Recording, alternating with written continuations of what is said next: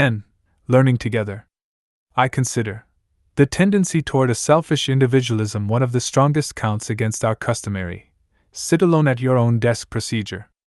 Wholehearted purposeful activity in a social situation as the typical unit of school procedure is the best guarantee of the utilization of the child's native capacities now too frequently wasted. William H. Kilpatrick, 1918. Interviewer: what is it like to work in a group? Justin, age 10, you have 4 brains. Back to school. Every so often, parents and teachers and policymakers get swept up in yet another earnest discussion about whether values should be taught in the schools. Kids need them, someone will exclaim, brandishing fresh evidence that today's young people routinely violate standards of decent conduct. No, values ought to be taught at home, comes the predictable reply. But the point is that they're not being taught at home, the first speaker rejoins.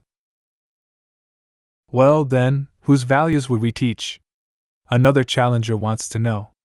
Despite their differences, the speakers in this imaginary colloquy share a profound naivety. To argue about whether it is time for values to be introduced into the classroom is like asking, to take Moliere's charming example, whether you ought to start speaking in prose. The point is you have already been doing so, even if you never thought of it that way.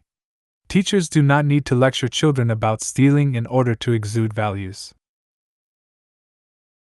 Their choice of stories, the order in which they are taught, and the tone of voice in which a character is mentioned, the fact that children must raise their hands to speak or obtain permission to go to the bathroom or address one person in the room by his or her last name, the objects that decorate the walls and who decided they should be there, how students' work is evaluated, and for what purpose. All these and many other aspects of life at school already vibrate with values whether we realize it or not. There is no question, then, of introducing values into a neutral environment, but only of critically examining existing values in light of others that could be there instead. I have already argued that few values are more persistently promoted in American classrooms than the desirability of trying to beat other people. Sometimes this lesson is presented with all the subtlety of a fist in the face, as with the use of spelling bees, grades on a curve, a version of artificial scarcity in which my chance of receiving an A is reduced by your getting one, awards assemblies, and other practices that redefine the majority of children as losers. At other times, competition is promoted tacitly, perhaps even unwittingly, by pitting students against one another for the teacher's attention and approval. This may occur through the use of manipulative behavior management strategies, for example, a public announcement such as, "I like the way Joanne is sitting so nice and quiet." A contest has been created for nicest, quietest pupil, and everyone except Joanne has just lost. Or it may follow from the conventional arrangement of asking a question of the whole class. The teacher asks the question, the students who think they know the answer raise their hands, and the teacher calls on one of them. We've all seen it many times.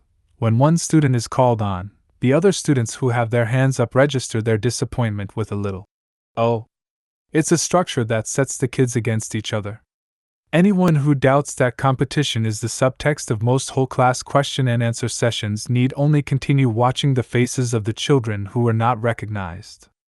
Are they rooting for Jeremy, who now has the floor, to succeed? Hardly. They are hoping he says something stupid because this will present them with another opportunity to triumph. The teacher's face is scanned for signs of dissatisfaction with Jeremy's answer.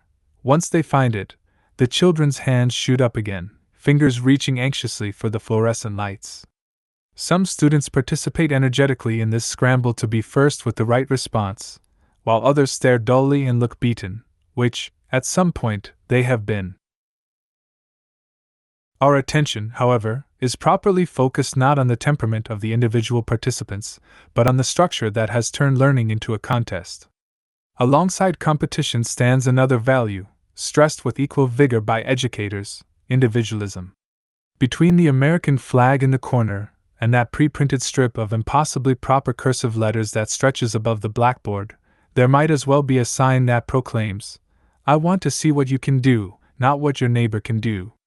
Children sit at separate desks, as if on their own private islands, instructed to keep their eyes on their own work. Helping is construed as cheating, since it goes without saying that one is evaluated only on the basis of one's solitary efforts. Quite a bit goes without saying, in fact, since even talking with one's classmates is usually regarded as inappropriate. The fact that each child is supposed to be responsible for his or her own assignments and behavior means that even when students are not led to see one another as obstacles to their own success, each is, at best, irrelevant to the other's learning. The two standard classroom arrangements in the United States require children to work against each other or, as a result of the ostensibly progressive reform of a few decades ago known as individualized learning, apart from each other. Earlier, I indicated that some teachers are making use of an alternative to these two models, known as cooperative learning. My scant 3 paragraphs on this subject do not begin to do justice to the topic, however, with respect to the research supporting its use, the various models for implementing it, or the extent of its potential impact on education. Since writing that brief account in Chapter 3, I have discovered a great deal more about cooperative learning and have become an enthusiastic and outspoken proponent of its use. Meanwhile, the movement itself has taken root in many schools around the country, indeed, around the world. Cooperative learning, CL, is, in my judgment, one of the most promising alternatives to structural competition not just in the classroom, but in any arena. If there is a single concrete image that represents the transcendence of mutually exclusive goal attainment, it is a picture of 3 or 4 children sitting around a table animatedly exchanging information and ideas between student and student. From Morton Deutsch comes the notion of promotive, or positive, interdependence. My success is facilitated by, or even dependent on, your success. The explicit application of this model to classroom learning in the U.S. began quite recently. David Johnson, a former student of Deutsch's, and his brother Roger published the first major book on CL in 1975. The 1970s also saw early work on a reward-driven model of team learning at Johns Hopkins University by David DeVries and his doctoral student, Robert Slavin, as well as the development of the jigsaw approach by Elliot Aronson and the group investigation method by Shlomo and Yael Sharon in Israel. From another perspective, though, students have been working together, although not necessarily cooperatively, for as long as there have been too few Bunsen burners to go around in science classrooms. In fact, the practice of having students learn from each other can be traced to the 17th century, and probably all the way back to Aristotle.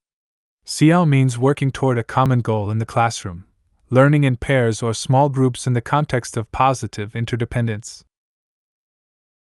This context implies that merely dividing a class into teams and announcing that students should work with their group mates, "You 4 do this ditto together," is not sufficient for, much less equivalent to, cooperative learning.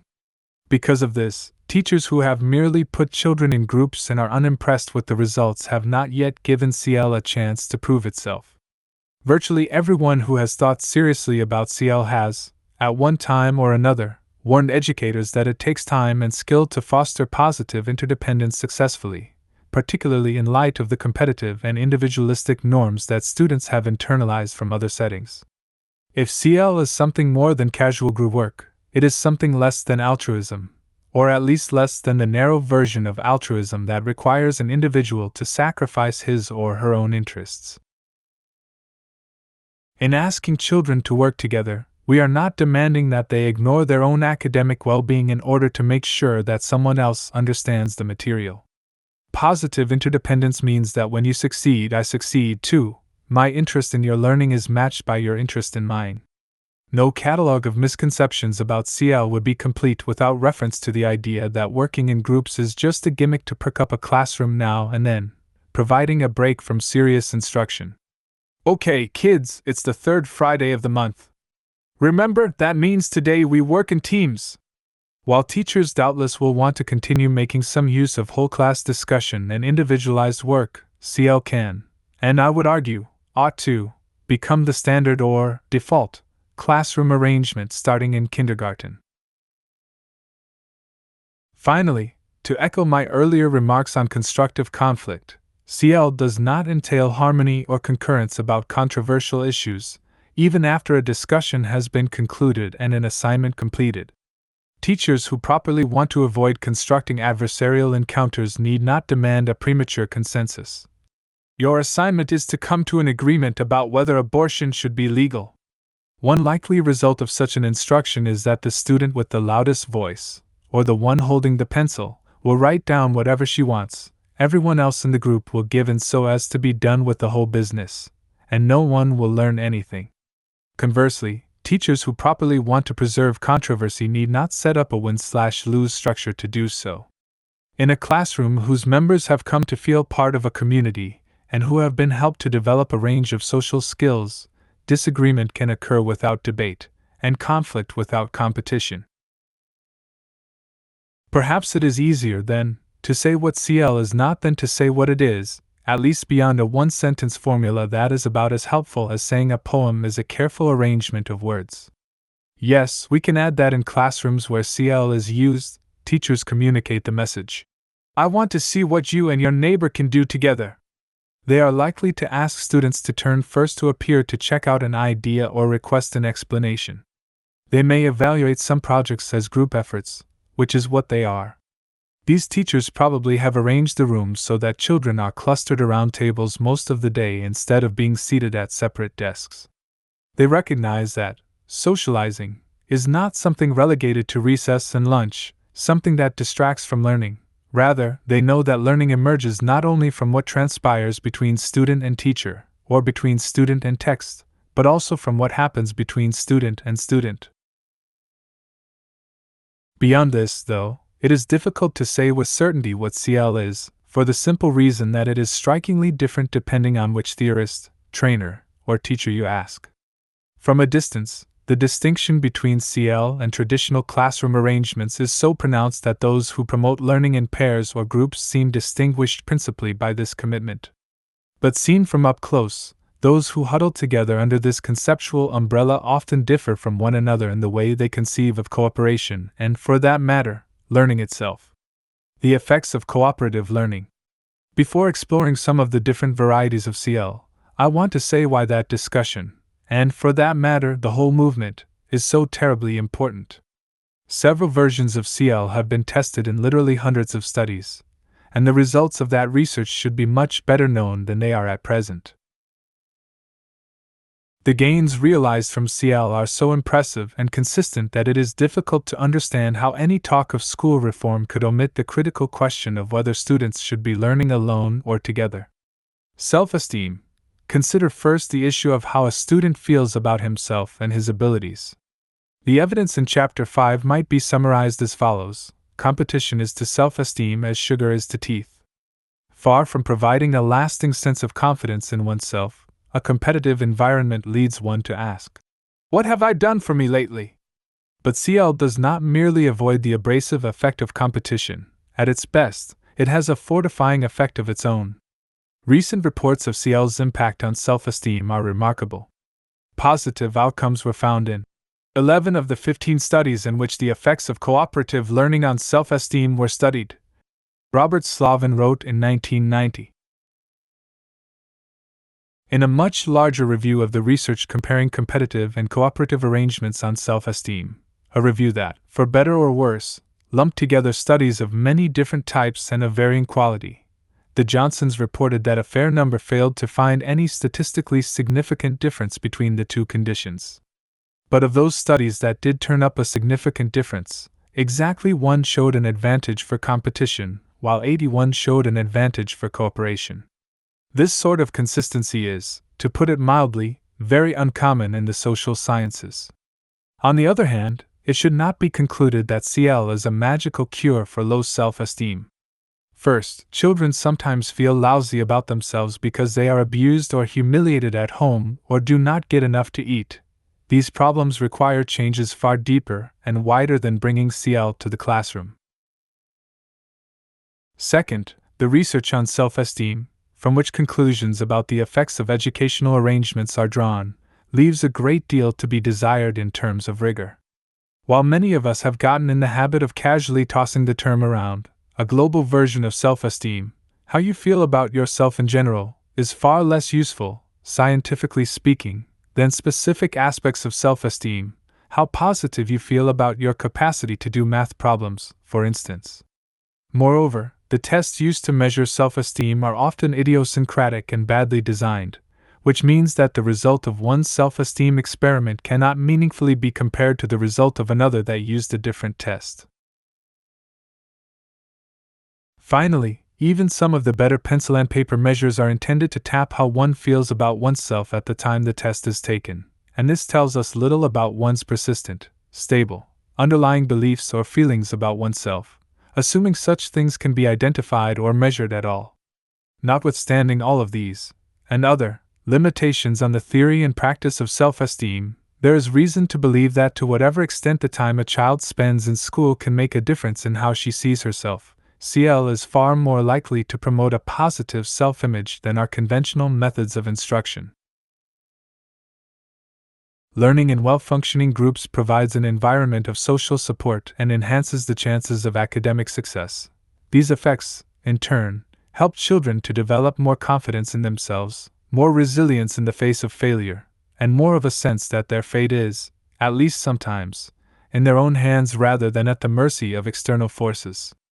Social interaction. No one is likely to be astonished by the fact that a structure of positive interdependence, your success equals my success, inclines us to look more favorably on the people with whom we are interacting than a structure of negative interdependence, your success equals my failure. The only question for those with an interest in education is whether reducing hostility, improving social skills, promoting an acceptance of people from different backgrounds and with different abilities, and coming to view others as potential collaborators, rather than as obstacles to one's own success, are judged to be sufficiently important goals to warrant the use of CL. To ask this question is, I think, to answer it. In fact, David Johnson has said that his work is motivated more by a desire to help children accept people who are different from themselves than by a desire to boost achievement. Once again, recent reviews of evidence confirm that CL leads children to view one another more favorably, increases the likelihood of cross-ethnic friendships, enhances acceptance of students with handicaps, and promotes perspective taking, that is, the capacity to imagine someone else's point of view. Moreover, cooperation seems to promote better relationships when intergroup competition is absent. At a time when managers frequently complain that employees seem unable to get along with each other or work together effectively, and indeed, poor interpersonal skills represent the single biggest reason for failure of the managers themselves, according to one study, the fact that children learn social skills from CL seems to be a persuasive argument in itself for making American education less competitive and more cooperative. Achievement. The most gratifying, and perhaps surprising, finding from CL research is the news that there is no trade-off between helping students to feel better about themselves and each other, on the one hand, and helping them to learn more effectively, on the other. Working together offers, bottom line, benefits in terms of achievement just as surely as it enhances self-esteem and the quality of relationships. These benefits are enjoyed by students of all ages, in all subjects, and at all kinds of schools. Anyone who finds personal testimonies compelling ought to seek out a teacher who has been using CL over a period of time and ask what the effect has been on students' comprehension, problem-solving strategies, creativity, or even simple recall of facts. The change can be literally difficult to believe. One teacher in New York told me that her students' academic performance improved so drastically after they began working in teams that her principal noticed a difference in her grade reports. Rather than asking what accounted for the children's higher achievement, however, he demanded to know why she had suddenly become an easier grader. Research confirms the improvement, even on relatively superficial measures like standardized tests. Slavin picked 68 achievement comparisons, making a point of excluding studies he thought were inferior and including a disproportionate number of his own. Of these, 49, nearly 3/4 of the total, found superior results from CL as opposed to standard classroom arrangements. At the other end of the continuum, methodologically speaking, the Johnsons reviewed every available study from 1898 to 1989, some 369 in all, that examined task achievement in cooperative, competitive, or independent conditions, only some of these were conducted in classrooms. In comparing the effects of cooperation and competition, no significant differences were found about 1/3 of the time. When there was a difference that probably was not due to chance, cooperation produced better results than competition did in 87% of the comparisons. Cooperation produced better results than individualized task achievement in almost exactly the same proportion where there were significant differences. Elsewhere, the Johnsons have observed that working together to achieve a common goal produces higher achievement and greater productivity than does working alone is so well confirmed by so much research that it stands as one of the strongest principles of social and organizational psychology. This principle has been noticed even at the farthest reaches of higher education. A 1992 assessment of teaching and learning at Harvard University, based on interviews with 570 undergraduates, led to the central conclusion that intellectual growth was associated primarily with interpersonal activities with faculty members, or with fellow students, built around substantive, academic work. The report urged the creation of study groups where they do not already exist and noted that many students avoided taking science classes not because of the heavy workload but because of the competition for grades. Chapter 3 offers a few reasons to explain why competition in general proves less successful than cooperation. Here I would like to summarize and supplement those accounts, widening the focus of our inquiry to ask how it is that CL is so effective at helping children to learn. Some of these reasons are negative. CL works because it avoids having children compete, thus avoiding a number of counterproductive effects. 1. Anxiety. Competition promotes anxiety of a kind and level that interferes with performance. 2. Extrinsic status. Like other extrinsic motivators, that is, artificial incentives outside the task itself, such as money, grades, certificates, extra dessert, and gold stars, competition leads children to complete a task as quickly as possible, which means they avoid taking risks and exploring ideas in the way that is necessary for creative problem solving and deep learning. Competition and other extrinsic motivators tend to reduce interest in, and ultimately impede performance on, many kinds of tasks. 3. Attributions. Whether they win or lose, children typically attribute the results of a competitive encounter to luck or fixed ability. The result is a diminished sense of empowerment and responsibility for their learning. 4. Predictability. If the chance to win a contest is the chief reason students have been given for learning something, most of them have figured out in September who is likely to come out on top. The presumptive winner, therefore, has been given no reason to do anything more than is necessary to defeat everyone else.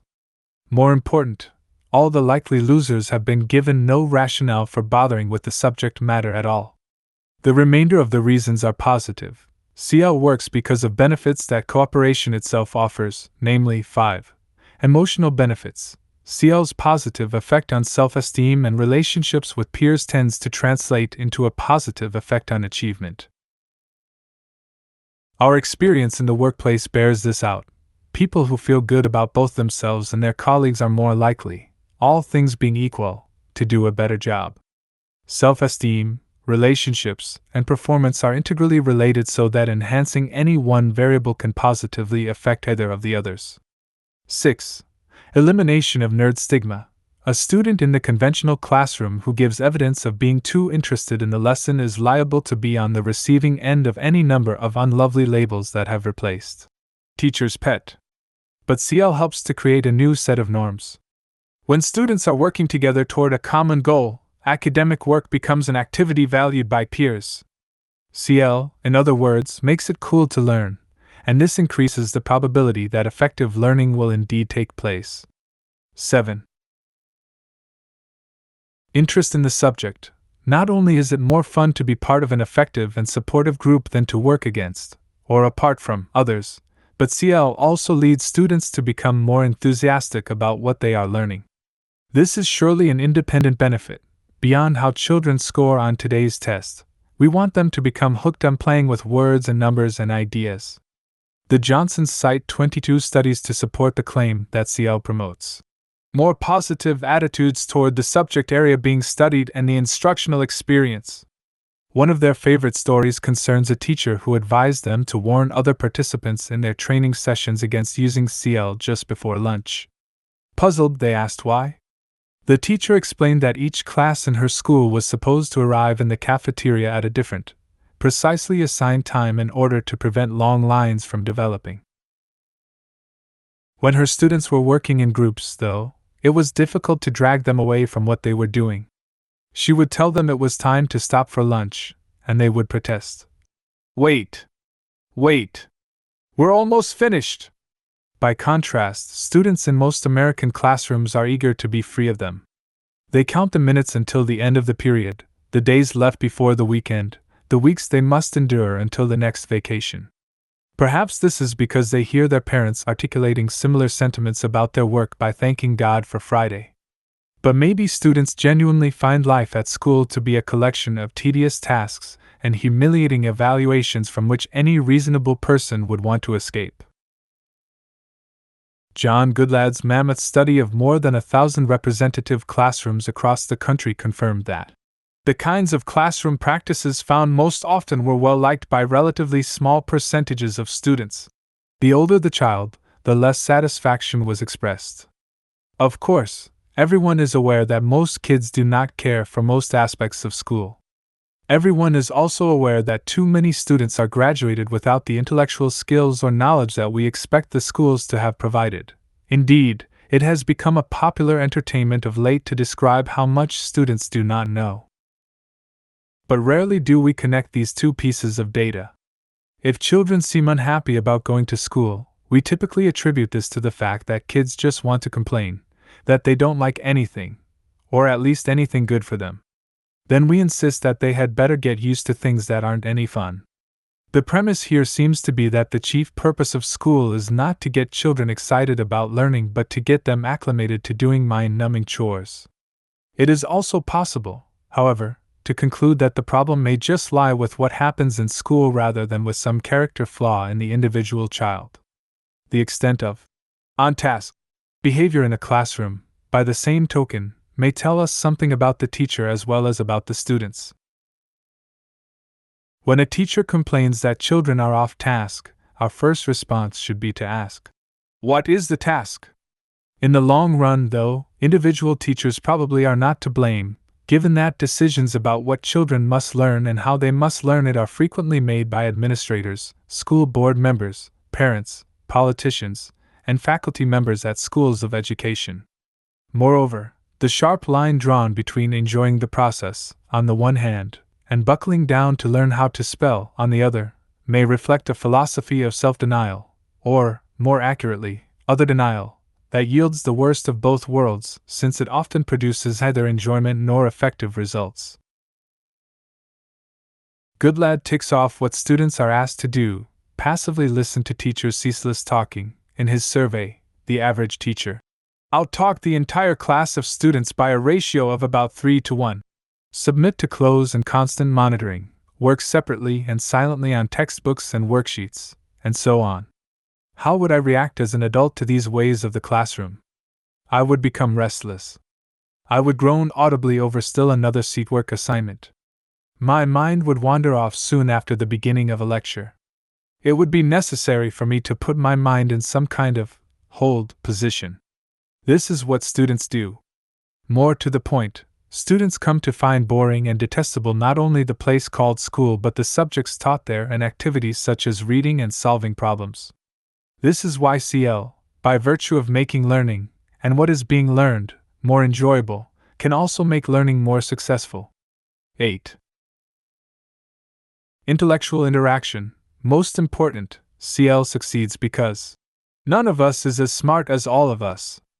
A well-functioning group, and of course, not all groups function well, can be more successful, particularly on open-ended, challenging tasks, than any member of the group could be on his own.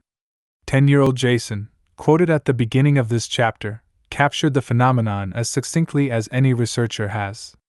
The whole of the group truly becomes more productive than the sum of its parts. Cognitive and social psychologists have tried to figure out just what it is about groups that accounts for the heightened quality of performance. At the most basic level, Everyone benefits from the sharing of talents and skills and resources, a process that is either discouraged or prohibited outright in non-cooperative classrooms. When the different members of a group work separately to collect information and think through a problem, then reconvene to exchange the results, each individual has access to everyone else's labors. When one student catches on to something quickly and helps her teammate to understand, both tutor and tutee benefit. This, as Noreen Webb discovered in a series of studies, happens consistently, provided that the first student does not just announce the solution but explains how she got it, and justifies her conviction that it is correct. As a group of British researchers put it, tutors may gain a deeper understanding of the material learned by virtue of having to teach it, and learning how to learn strategies may spill over into learning contexts other than the immediate learning task. Researchers also have found that simply telling a student that he will be asked to teach someone else what he is about to read, as opposed to reading it in order to perform well on a test, leads to higher interest in the material and greater conceptual understanding of the subject matter. Beyond explicit tutoring, when people work in groups, there is a tendency for one person's idea to evoke another idea from someone else.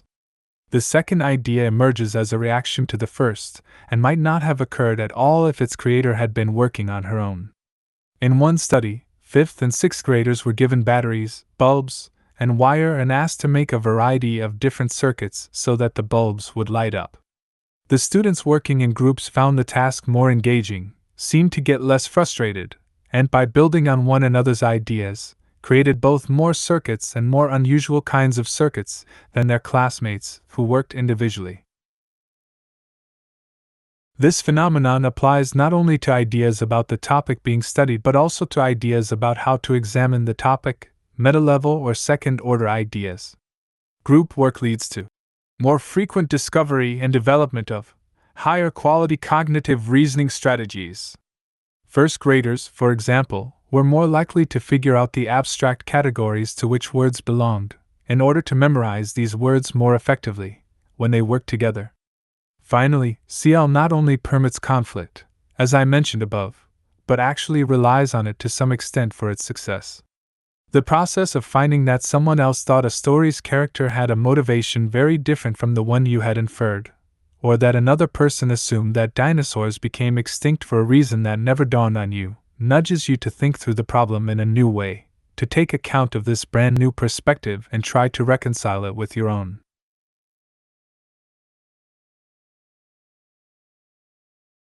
Notice that none of this analysis supports the idea that children should, or, with CL, do, become interchangeable members of a collective, relinquishing themselves to some amorphous blob of a group. It is competition that creates conformity.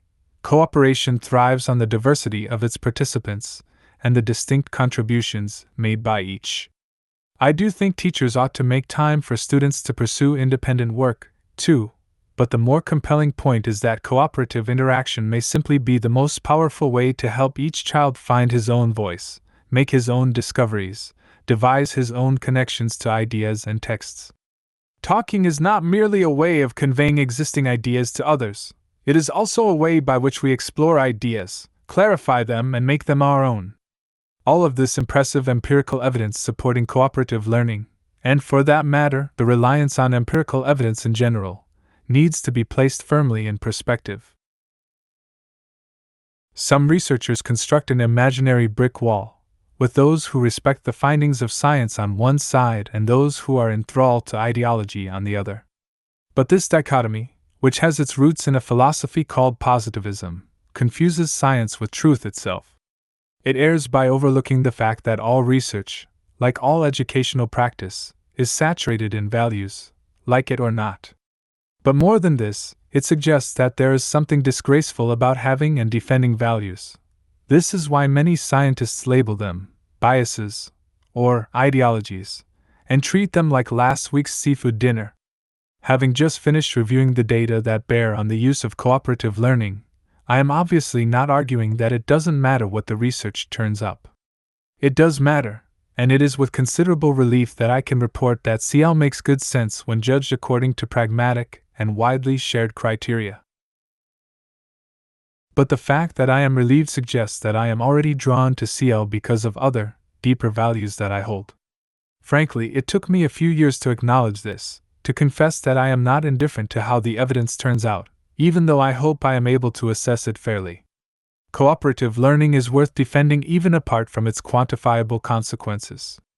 Ideally, as Canadian educator Judy Clark reminds us, the idea of interdependence is grounded in the belief in every person's worth. This belief frames people in relationships of positive interconnectedness, and therefore reflects an ethical orientation to life. Without this moral foundation, cooperative learning may simply appear to teachers as a set of techniques to master and file in one's repertoire.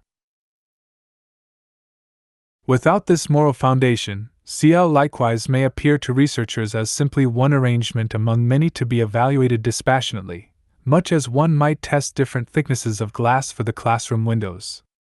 I believe there is something intrinsically preferable about having children work with each other as opposed to against, or apart from each other. I am glad that I can reassure parents and teachers that it is a sensible arrangement from any number of perspectives, but I stand with Robert Bellah and his colleagues when they remark that learning is never the result of the efforts of isolated, competitive individuals alone. The evident weakness in American schools has much to do with the weakening of their community context. Education can never merely be for the sake of individual self-enhancement. It pulls us into the common world or it fails altogether. Arguably, it has failed altogether. But while there is no shortage of critics willing to charge American education with failure, they often miss the point about what has gone wrong and why.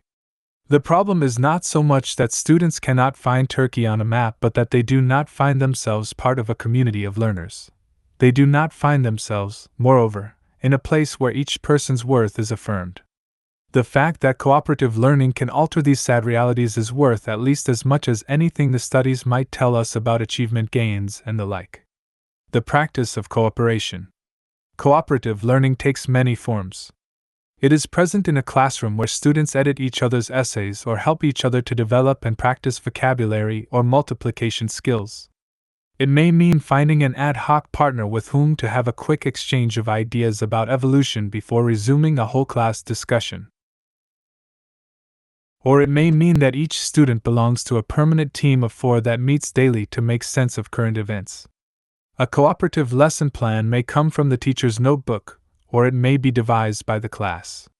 Perhaps the students find that their parents' talk about politics has made them curious to learn more about political systems in other countries, which they proceed to do with their teammates.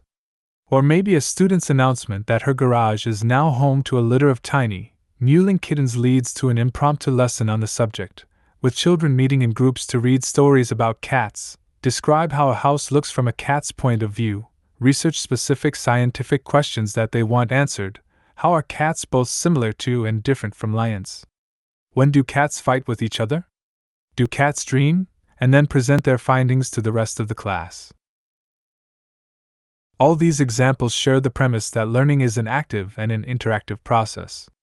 To that extent, it is decidedly not a silent process. This is one very practical reason that it is difficult for individual teachers to decide on their own to switch to CL. If the whole school has not made the change, the teacher in the next room may not understand the noise level. Furthermore, the Johnsons have proposed, only half in jest, that principals wander through the halls of their schools, listening at each classroom door. Whenever they hear nothing, they ought to make a point of asking the teacher, "Why isn't any learning going on in here?" As delicious as this reversal of customary practice may be, some trainers go even further, urging teachers to make sure their voices do not rise above and overpower the voices of students. The latter idea, which suggests a pedagogical approach that would startle even some theorists and practitioners of CL, offers a useful point of departure for discussing different ways children might work together. Some of these issues are quite specific, while others get right to the heart of a philosophy of learning. Some are widely accepted among those who promote or use CL, while others are controversial. The point here is to stimulate thought about the dimensions of cooperative learning, not to offer a comprehensive guide for implementing it. Assigning students to groups. The size of CL groups will vary depending on the age of the students, their skill and experience working in teams, the type of assignment, and the time available. As a general rule, it is more challenging to integrate more people. As many as 6 students may be able to exchange information, but fewer, certainly no more than 4, will be better able to produce a common product. Many tasks, particularly when attempted by younger children, can best be done in pairs. More complicated is the question of how to assign students to groups. Each of the most common methods has benefits and problems. 1. Letting students sort themselves offers a strong vote of confidence in their capacity to make decisions, but the temptation will be powerful for them to work with people they already know and like rather than learning to cooperate with those who are new to them. Moreover, some students will feel left out by a self-selection process, and the last thing teachers want is to introduce a competition for the most popular students, reminiscent of what happens when children choose up sides for team sports. One way around this, especially appropriate for open-ended cooperative assignments, is to let children form groups on the basis of the questions they are interested in exploring. 2. Teachers who construct groups may do so with an eye to making sure that each group includes students of different ethnic backgrounds and both genders. The advantages of CL that depend on working with those who are different are maximized when the groups are structured to be heterogeneous in this way. 3. Students with different levels of skill can be placed together deliberately, at least for some tasks, so that effective helping takes place. One researcher finds that mixing students from 2 distinct ability levels works better than combining those of high, medium, and low ability in a single group. 4. Finally, students can be placed randomly in groups to avoid the contrived quality of assignments, for heterogeneity. To make sure that each student has the chance to work with a variety of others, groups should probably be shuffled more frequently if assignments are random. Since students can belong to more than one group at a time, some assignments can last longer than others.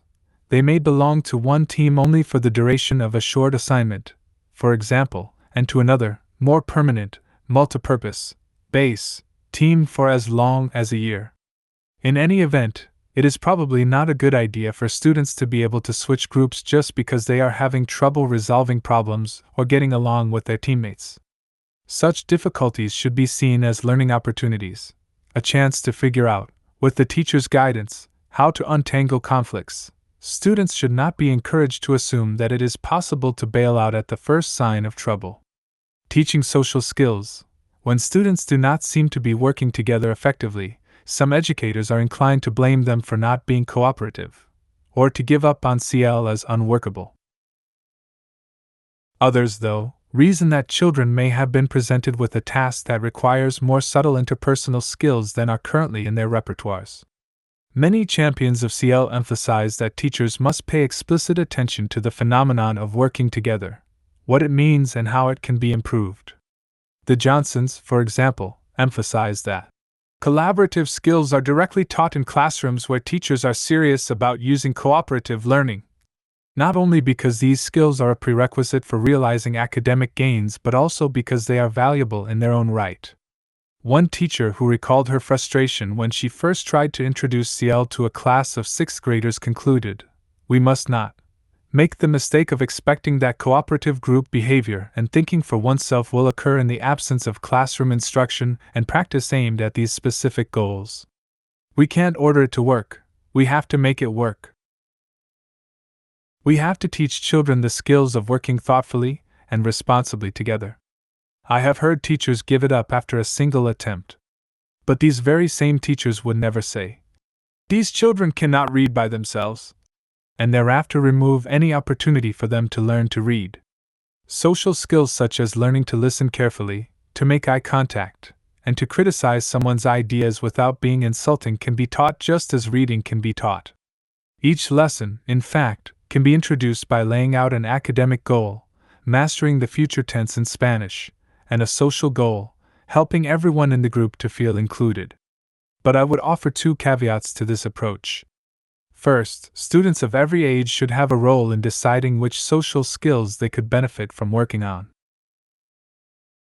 It is important to let the specific needs of a given class determine how these issues are addressed rather than running through a packaged set of topics. If it's Tuesday, it must be time to work on listening skills. Second, as I will argue below, in the long run we need to move beyond a focus on teaching discrete skills to individuals in favor of creating a caring classroom community as the context for all lessons. Processing, a concern with how we learn, not only what we learn, requires attention after each lesson as well as before. A certain block of time, which, again, will vary with the age of the students and their experience with CL, should be set aside following the completion of a unit for each group to talk about how successful they have been at working together. They can be asked to consider whether everyone contributed to the final project or one person did most of the work, whether someone dominated the discussion, whether everyone felt free to present ideas, whether tasks were divided effectively. They can evaluate the process and, just as important, reflect on how it might be improved the next time they work together. If they decide they have done well, the team members should have the opportunity to celebrate their success, taking pleasure in what they have done and how they have done it. Individual accountability. Many adults react skeptically to the idea of CL because their memory of doing group projects in school is that they ended up being stuck with most of the work while their teammates loafed. Two social scientists have observed with evident amusement that everyone seems to remember having been the one who had to carry the load. It is always the others who did nothing. To be sure, if one person in the group writes the whole report or works most of the problems, the benefits of CL will not be realized. The question, then, is how to ensure individual accountability. Let us set aside the larger issue of how teachers can best find out, under any learning structure, what children have understood and what they need help with. Instead, let us consider how teachers can make sure that every group member is participating in the CL process. The simplest method is to give everyone a test on all the material or to choose someone from each team randomly to explain what his group came up with and how they came up with it. The problem with this solution is that it assumes accountable for learning means accountable to an external authority. It is taken for granted that the best, indeed, in many educators' minds, the only way to make sure that children apply themselves to a task is, in effect, to threaten them with a poor grade or public humiliation if they do not pull their weight. These assumptions, in turn, reflect a set of beliefs about the nature of learning and human motivation that show up even more starkly in considering the basic issue of how to get students to work together. Positive interdependence. We want members of a team to turn to one another for help, to exchange ideas, to feel a measure of group unity. One way to make this happen is to provide tasks that require students to work together toward a common goal. By contrast, giving children individualized assignments and sitting them at a table with an admonition to help each other does not provide a group objective. Another way to draw students together is to give a team only one copy of a story or assignment sheet and only one pencil. These methods are not particularly objectionable, as far as they go. Two other approaches, however, seem to me more problematic, even though they are widely used by CL teachers. The first is to assign a different role to each member of a group, so that one student writes down all the ideas generated, another checks to make sure that everyone is participating and keeping up, someone else offers words of encouragement, and so on. While there are times this might be useful, such as when CL is still new to students, roles may quickly come to be experienced as confining. Spontaneous, cooperative interaction in the process of engaging with ideas is likely to be frustrated by a child's coming to perceive herself principally as the recorder or checker, a perception facilitated by teachers who have children wear badges to remind them of their responsibility. In truth, a student's primary responsibility is simply to learn in concert with others. Anything that could eclipse that process ought to be used with extreme caution. In a study of 33 classrooms using CL, researchers at the University of Missouri observed that in many cases, the designation of students as leaders, recorders, or materials managers seemed artificial. Students tended to switch roles when necessary and, unless the teacher reminded them, often abandoned roles altogether. Further, teachers often spent as much time reminding students of their roles as they did teaching a concept. The last method of creating positive interdependence is to use grades, certificates, gold stars, or other extrinsic rewards to induce students to work together. Thus, a team may earn a prize for a specified level of performance on a quiz, or part of one student's grade may be based on the improvement of someone else in the group. Models of CL can be divided into three categories with respect to this issue. 1. Some, notably the student team learning methods developed by Robert Slavin and his colleagues, are fundamentally and explicitly driven by the use of extrinsic motivators. For Slavin, the very idea of a group goal means working to earn certificates or other recognition, to receive a few minutes extra of recess, or to earn bonus points on their grades. 2. Other approaches seem to reflect some ambivalence about the use of rewards, accepting them for promoting interdependence or boosting motivation, on the one hand, but expressing reservations, or at least not insisting on their use, on the other. The Johnsons endorsed the strategic use of grades to ensure effective teamwork, calling this one of the ways in which students are given the message, "We sink or swim together." This, however, follows by a few pages their suggestion that extrinsic motivators should probably be removed as soon as the intrinsic motivation inherent in cooperative learning groups becomes apparent. 3. Finally, some models explicitly repudiate, or at least pointedly avoid, the use of extrinsic incentives on the grounds that they are manipulative, destructive, unnecessary, or all three. Included in this category are the group investigation method devised by Shlomo Sharon and his associates, the version of CL used in programs implemented by the Developmental Studies Center in California, various models that grow out of a constructivist model of learning, see below, such as the collaborative learning approach favored in English-speaking countries other than the United States, the work of Nancy Schneidwind and Mara Sapunchevin, and my own writings. As I have already mentioned, a substantial amount of research in social psychology has established that when students see themselves as performing a task in order to receive a reward, their interest in that task is likely to decline, as is the quality of their performance over the long haul, particularly, but not exclusively, when creativity is required. Recall that one of the chief reasons that competition tends to be counterproductive is precisely its status as an extrinsic motivator. To use other such motivators for groups would seem ill-advised, to say the least. But let us put aside for a moment the relatively straightforward empirical question of what long-term consequences the use of classroom incentives brings about.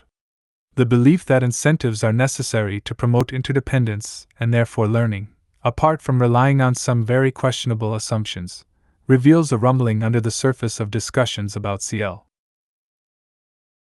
It is here that a great crevice between opposing approaches to learning itself is laid bare. Because CL has such potential to transform education and society, the power to let a new generation experience firsthand the possibility of achieving one's goals with others instead of against them, this division is worth exploring carefully. On one side are those whose philosophy of learning is indistinguishable from that of mainstream U.S. educators except for the fact that traditional techniques and theories are applied at the level of the group instead of the individual. For them, cooperation is really a package of isolatable behaviors that are taught through the use of reinforcements. CL is a set of strategies that the teacher implements in prescribed ways to improve children's performance on whatever curriculum is already being taught. The curriculum often amounts to a collection of information bits that are transmitted by way of primers, basal readers, and worksheets. The effectiveness of that transmission is then assessed by way of standardized tests.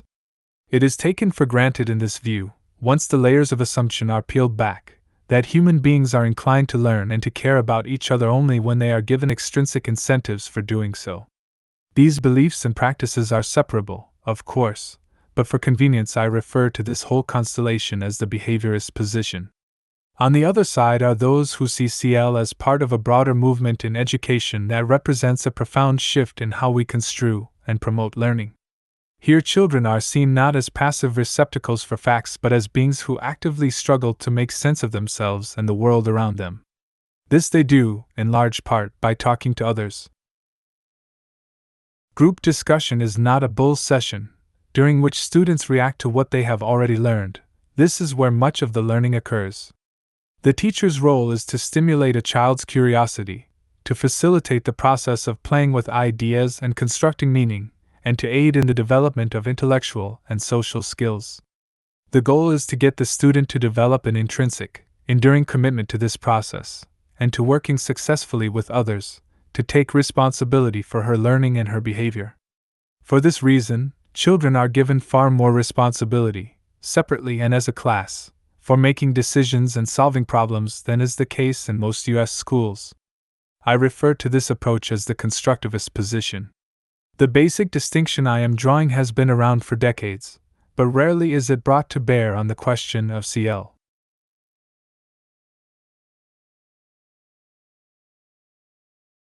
It is not the only schema that can be used to distinguish various models in the field of cooperative learning, but it is a division of monumental importance. The fact is that some CL proponents differ from one another with respect to fundamental ideas about the purpose of schools. Anyone who evaluates the behaviorist view must immediately concede that a sufficiently attractive reinforcement can get students to do almost anything in the short term. This concept fascinates children, judging by the tendency to entertain themselves by speculating on how much they would have to be paid to perform various unappetizing feats. What we care about, though, is the effect on motivation in the long term, once reinforcements are no longer present. Consider just one of many studies that speak to this issue. Preschoolers who were praised or promised movie tickets for drinking an unfamiliar beverage did indeed drink more of it than those who expected nothing. But a week later, when the latter group liked the beverage just as much as, if not more than, they had earlier, the children who had been rewarded for drinking it no longer wanted to touch the stuff. Similarly, when children see schoolwork as a way, individually or collectively, to snag a good grade, avert a bad grade, receive a certificate, earn a popcorn party, win a contest, or secure the approval of a teacher or parent, they have been given no reason to continue learning or cooperating when these rewards are no longer available. In fact, the continuous presentation of rewards to students helps to explain the very absence of interest in learning that is then cited as the reason teachers have no choice but to use rewards. Much like competing in order to feel good about oneself, offering students extrinsic motivators to get them interested in a task is like giving them salt water to quench their thirst. The 3 C's of cooperation. Someone who accepts the premises of behaviorism would argue that CL, like anything else, is dependent for its success on extrinsic motivators. Speaking from within the constructivist tradition, I want to indicate, by way of response, how CL can work effectively in the absence of these incentives.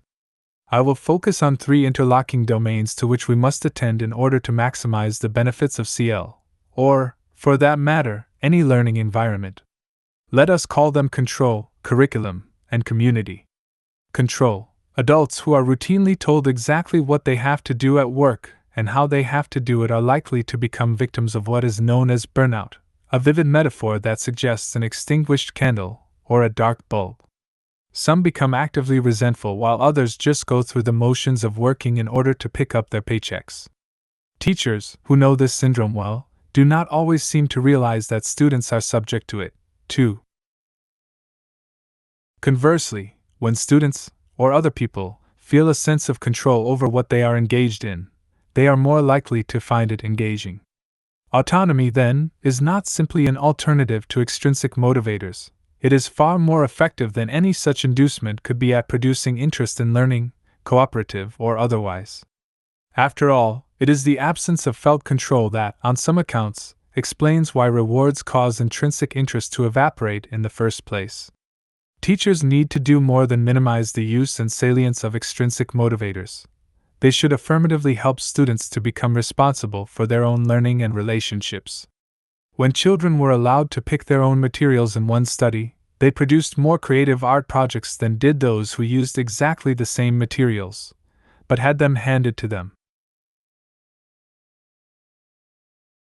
A child who can make teacher-guided choices about what happens in his or her classroom is a child who will be less likely to require artificial inducements to learn and more likely to get hooked on learning.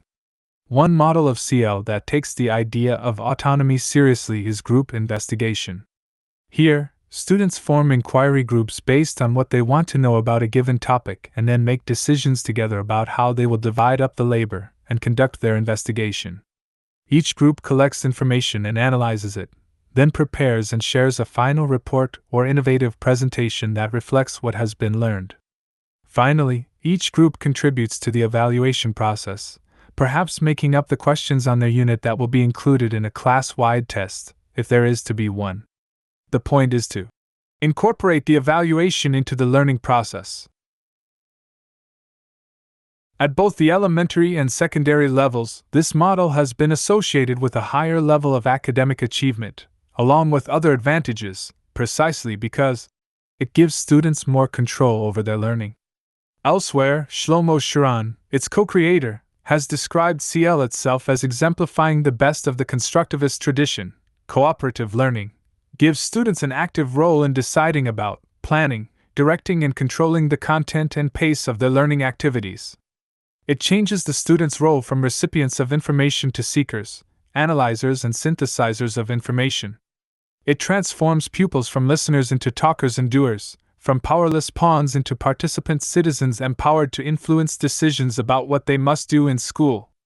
This is, to be precise, a description of what CL can be and should be, but not, alas, what it always is.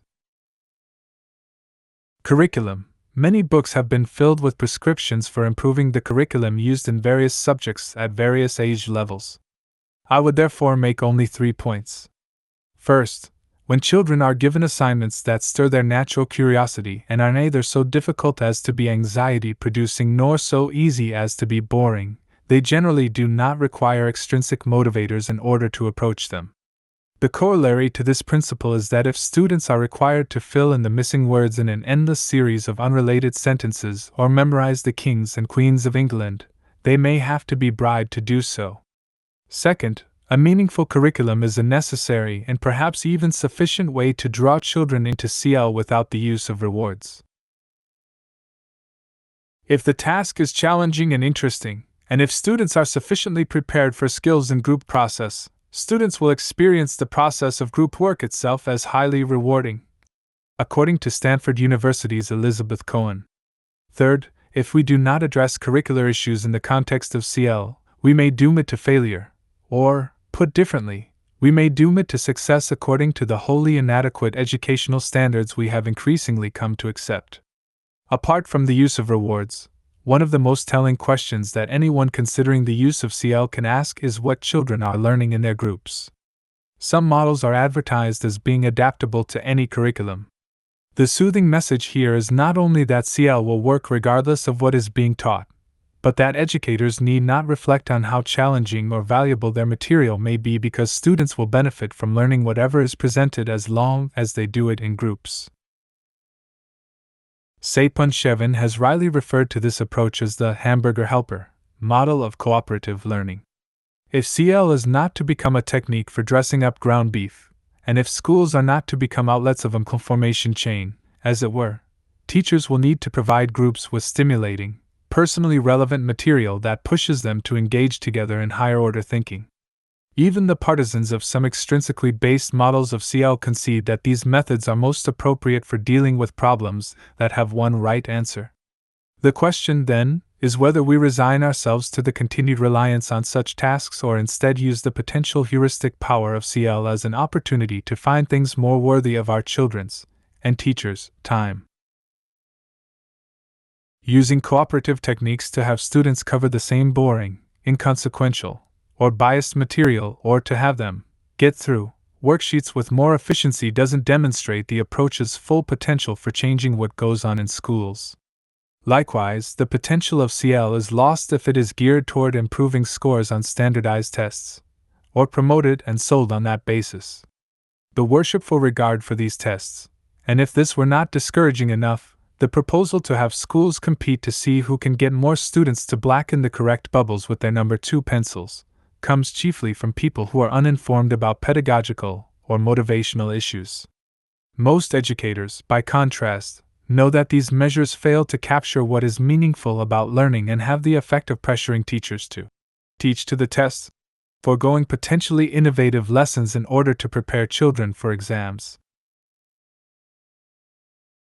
Anyone who wanted to destroy what is left of rich, creative teaching, or children's love of learning, could do no better than to increase our reliance on standardized tests. Of course, all educators ought to insist on a curriculum of quality and attempt to resist and reverse the diminution of schooling. But those who are associated with a reform as exciting as CL have a special responsibility to provide content worthy of the method. Community. The assumption that students will work together only on the basis of self-interest and specifically, only in the hope of receiving a reward for doing so, the assumption, that is, that no classroom environment could possibly develop norms leading naturally to cooperation, betrays a profoundly cynical view of human nature. Happily, it is a view that enjoys very little empirical support. Given the right circumstances, caring for others is no less natural than caring for oneself. A classroom that emphasizes and promotes the value of community, that has, in fact, been transformed into a caring community, allows positive interdependence to take hold. CL can thus become successful without promising each student extra points for helping someone else. This is one of the guiding premises of the Child Development Project in San Ramon, California, a comprehensive, long-term elementary school program that has achieved significant success in helping children to become more caring and responsible. Drawing in part from the work of that project, I have elsewhere sketched an approach that all teachers can use to promote a sense of community, the idea being to provide an environment that does not offer incentives for helping or sharing but encourages children to ask, "What kind of classroom do we want to have?" Once again, an exploration of this topic takes us beyond its role as an alternative to the use of extrinsic motivators in CL. In this case, it propels us clear beyond cooperative learning, at least in the way the concept is usually understood, and into the realm of what we might call the cooperative classroom. Anyone who needs to be convinced to make such a shift should consider the predicament of the teacher who confessed that she caught herself yelling at a group of students, "Stop helping each other. We're not doing cooperative learning now."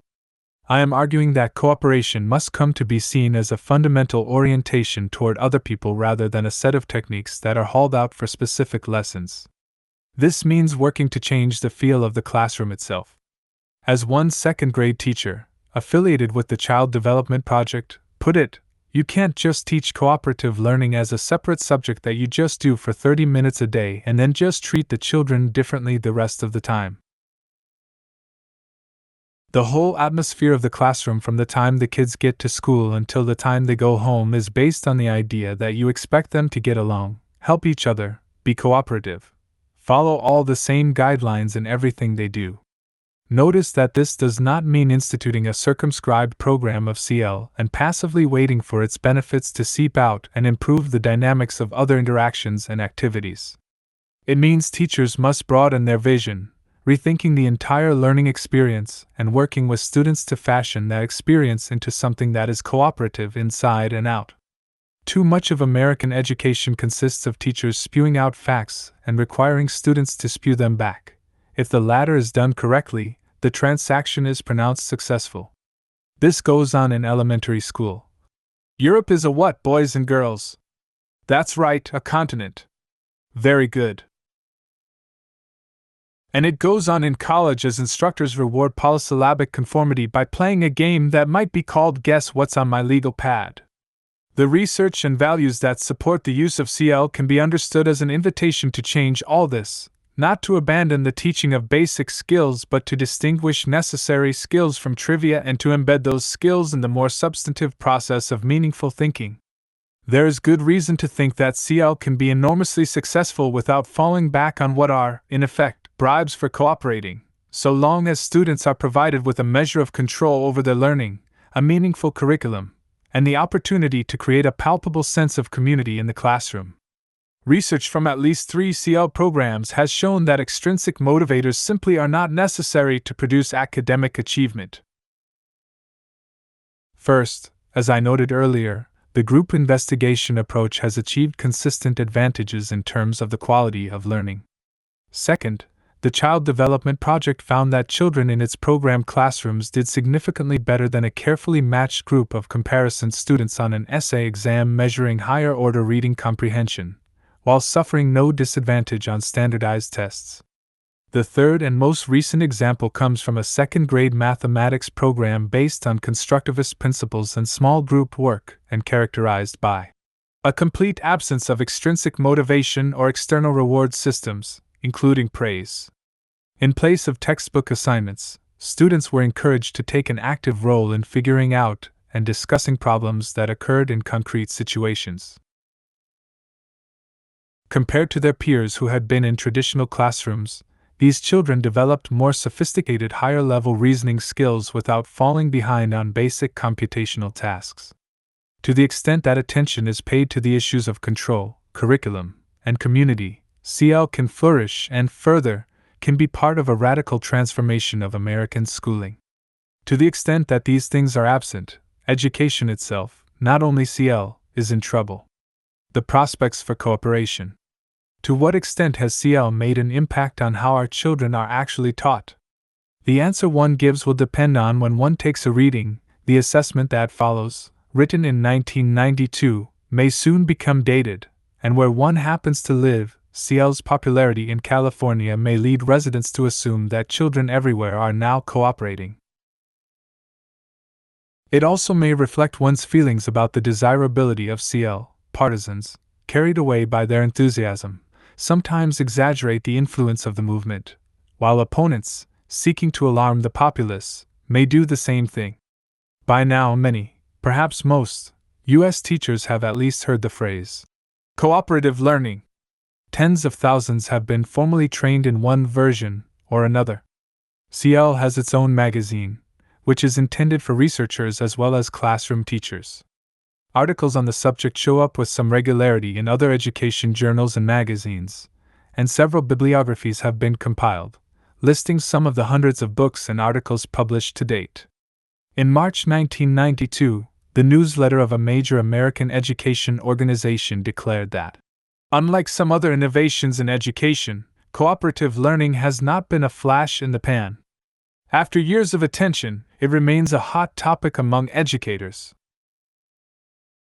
Various mainstream organizations have come to recognize CL's potential for enhancing the quality of learning.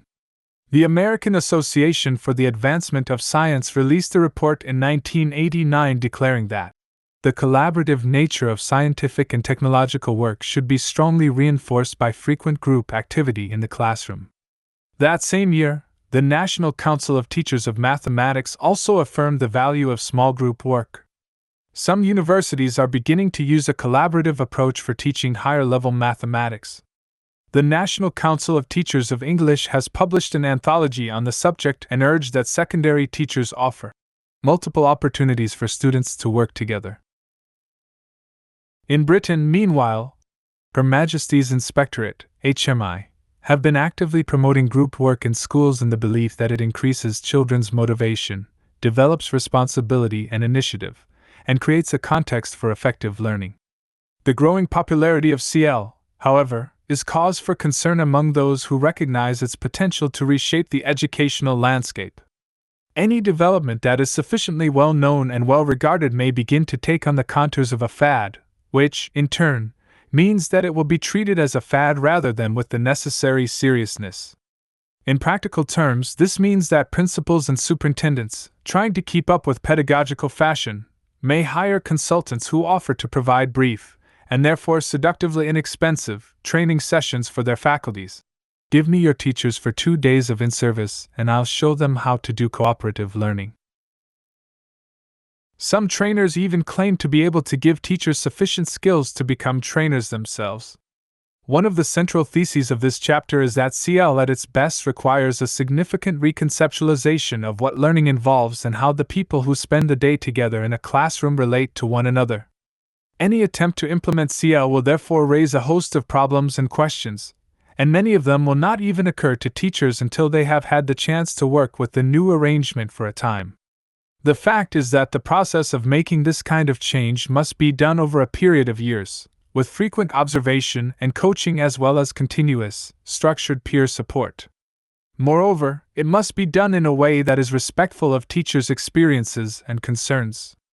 Even good ideas should not, and ultimately cannot, be forced down unwilling throats. In fact, we might even go so far as to say that policymakers, trainers, and administrators cannot change what goes on in classrooms. All they can do is invite teachers to change what goes on in classrooms. One writer has estimated that only 5 to 10% of participants in a CL workshop will continue to use the cooperative approach over time if ongoing coaching and support are absent. If teachers receive quick and dirty training sessions, if the trainer is long gone by the time difficulties start to present themselves, many educators will discard CL as unworkable or unrealistic and settle back to wait for next year's fad. To this extent, there is cause for worry among those who discern its long-term potential about CL's short-term popularity. On the other hand, the extent of that popularity should not be overstated. If it is not quite accurate to call it a drop in the bucket of national educational practice, cooperative learning is still not much more than a puddle. Walk into a random American classroom and you will still probably find those contests for attention and grades, that structurally enforced cruelty described more than 3 decades ago by Jules Henry, and rows of children at separate desks, each one facing the back of someone else's head. Flip through the pages of debate about education reform and you will see scant attention to the question of how one student's learning is related to another's. Clearly, we have a very long way to go. The distance seems even greater, though, in light of the fact that some teachers who have been introduced to CL react much as a body does to the implantation of foreign tissue. The extent of this rejection is difficult to gauge, but one observer wrote that, despite the academic vogue of cooperative learning and efforts at dissemination made by its proponents, it remains an instructional strategy seldom used in a systematic manner over the course of a school year or more. It is difficult to verify this pessimistic assessment, but no one seeking to promote the use of CL should minimize the challenge involved in doing so successfully. The reasons for that challenge are multiple. They include inadequate training in, and support for, the practice of CL and widespread misunderstanding about what CL does and does not involve. But some obstacles to the effective adoption of cooperation run deeper, and would likely cause problems even if the training were perfection itself. Specifically, we can identify 4 primary aspects of CL that may be unsettling to many educators. The first is that it challenges our cultural commitment to the value of competition. The second is that it challenges our cultural commitment to the value of individualism. I have already had my say on both of these issues. The third attitudinal barrier is that CL demands attention to social goals. Teachers can scarcely avoid noticing that children sometimes seem indifferent to suffering, unable to resolve conflicts fairly, and likely either to try to get their needs met by coercing others or, conversely, to be victimized by coercion. But even those who recognize that the time spent together in the classroom could be used to attend to these problems may believe that this focus would be inappropriate because their charge is limited to providing instruction in the traditional academic subjects. Whatever the reason, Goodlad's study, probably the most comprehensive survey of American schools ever made, found that with respect to goals such as developing productive and satisfying relations with others based on respect, trust, cooperation, and caring, what goes on in the classroom at best contributes nothing and often actually impedes the promotion of such values. Even when attention is given to the development of children's social skills and prosocial orientation, this enterprise is frequently viewed through an instrumental prism of how these skills affect academic achievement rather than as schooling goals with inherent legitimacy. According to educational researcher Yisrael Rich, the models of CL that call for explicit instruction in social skills, especially those that recommend taking time to create a caring classroom community, would presumably be resisted by teachers who are concerned to help children become good learners, but not necessarily good people. As Rich observes, if cooperative learning is perceived by teachers as primarily promoting pupils' personal or social goals, we would not expect very many teachers to voluntarily participate. And if they are required to participate in the workshop, few of them will arrive at the decision to adopt the new method, assuming they are allowed some choice in the matter, no matter how well the workshop is conducted. And if they are required to adopt the new method, even fewer will implement it with a reasonable degree of fidelity. The final factor that may serve as an obstacle to the widespread use of CL is that having children work in groups, at least in a way consistent with the constructivist approach to learning, reduces a teacher's control over the classroom and the predictability of what happens each day. Someone, it might have been me, once said that the traditional model of teaching amounts to a rehearsed solo performance by the instructor, with students relegated to the role of audience, whereas CL not only offers instruments to everyone in the room but invites a jazz improvisation. The analogy has its limits, but it captures two features of CL: its demand that the teacher guides students in helping each other to learn, rather than being the only source of ideas and information in the room, and its introduction of uncertainty in place of a predictable progression through a prepared lesson plan. Some teachers have not bargained for either of these changes. There is a certain pleasure to be taken from the role of king or queen, even if one's subjects are very short. To the extent that the process of schooling has been predicated on compelling students to follow directions, to absorb information and regurgitate it on command, to work silently on whatever task is presented, the profession may have attracted some people who thrive on autocracy. I regularly meet teachers who shine with generosity of spirit and an instinct for what children need to grow. But others, let us frankly admit, are disinclined to embrace an approach that gives students an active role in their own learning and has them look to each other for help. With CL, the teacher has allies throughout the room, a scenario exciting and refreshing to some educators but highly disconcerting to those who, like trial attorneys during cross-examination, never ask a question to which they do not already know the answer. One way around this barrier, of course, is simply to dilute CL until it is not so different from the present arrangement. When the nature of the interchange among group members is highly circumscribed, more than the student's age or the subject matter would seem to require, we might suspect that the teacher has compromised the process of cooperation more to maintain control than to maximize the heuristic value of the experience. Some trainers are water carriers, so to speak, for this dilution. Interestingly, the versions of CL that seek to dictate to students each component of cooperation, thereby reducing their sense of autonomy as fellow meaning creators and idea explorers, are likely to be so structured and systematized that teachers, too, are deprived of authority. So-called teacher-proof curricula, we ought to have realized by now, are not only disrespectful but chimerical. They are the perpetual motion machines of education. Cookbook approaches to CL similarly attempt to specify in advance what cannot be specified in advance, to reduce learning to a series of discrete steps that renders the process sterile and excludes both teachers and students from the real work and joy of what happens in the classroom. CL is not simply the status quo except in groups. At its best, it is an entirely different way of approaching the act of learning.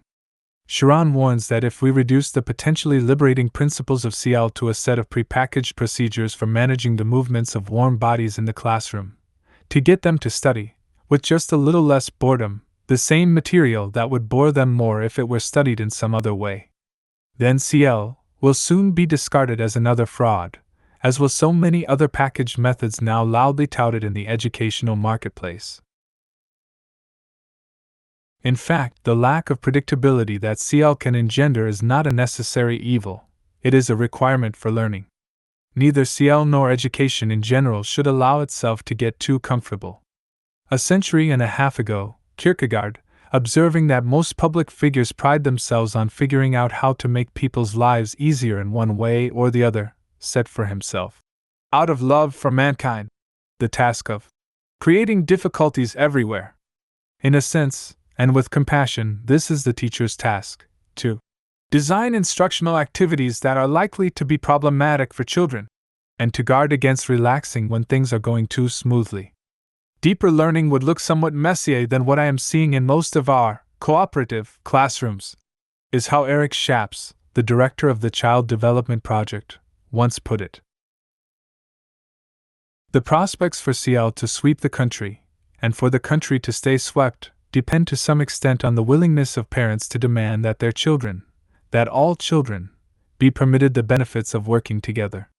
Many parents, looking back on their own years in school, may recall a superlative teacher here, A few satisfying friendships there, an occasional moment of excitement when a connection was made or an idea understood. But the background to these pleasant memories may be something much like what Goodlad and Henry and scores of other observers have documented: isolation, humiliation, self-doubt, rivalry, pointless tasks, boredom. All of us for whom this account rings true have a choice to make. We can set our jaws and harden our hearts, muttering, "Hey, if it was good enough for me," thereby dooming another generation to the same fate. Or we can ask, what can be done to make sure our children get better than we got? Even to ask this question presupposes that we have recognized, and this may come as an epiphany, that, just as a game does not have to be a contest, so the stultifying aspects of our education are not inevitable features of going to school. Is cooperative learning out of step with our society's values? Some proponents deny this heatedly, pointing out that even a culture or an economic system as steeped in competition as our own requires cooperation to be successful. To some extent this is true, but we might as well admit that CL does challenge the beliefs and practices that set people against one another.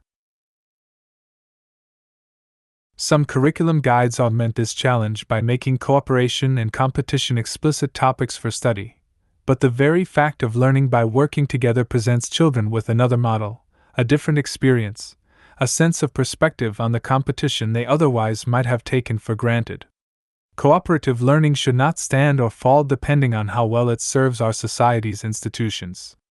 Rather, our institutions should stand or fall depending on how well they serve the sort of values represented by cooperative learning.